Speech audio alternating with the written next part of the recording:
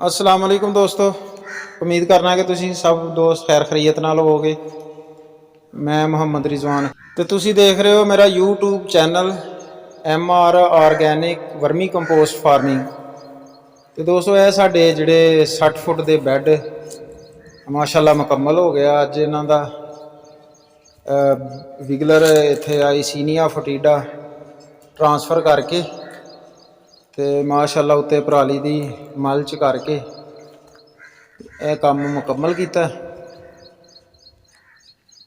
यह जी 60 फुट के बैड है। बाहर वाली साइड ते जाली लाती गई है इस दीवार तो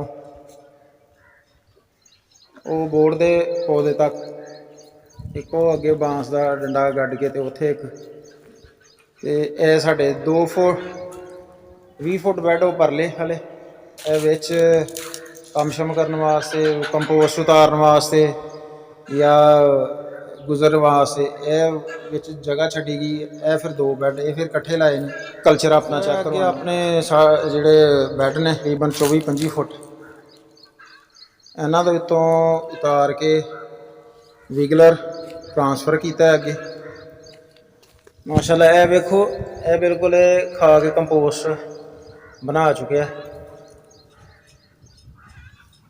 और अं कंपोस्ट समेत ही जड़ा ना इनू विगलर नूं अगे ट्रांसफर किया क्योंकि अजे कंपोस्ट की जरूरत नहीं। माशाअल्लाह आंडा भी तुसीं वेख सकते होगे कि आंडा भी कितना ज़्यादा विच माशाअल्लाह।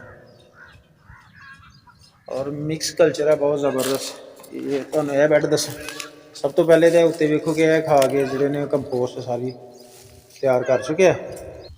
यह कैचवे का बंच देखो कि माशाअल्लाह कितना बच्चा भी है, अडल्ट भी है, आंडा भी है। कितना ज़बरदस्त कल्चर है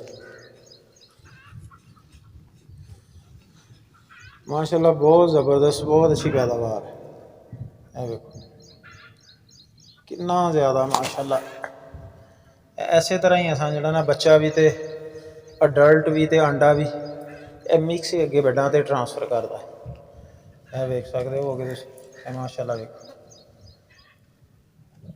शुक्र अलहमदुलिल्लाह, बहुत अच्छे मल्टीप्लाई होए ने मेरे को और बड़ा मज़ा आ रहा मैनूं ते काम करन दा माशाअल्लाह।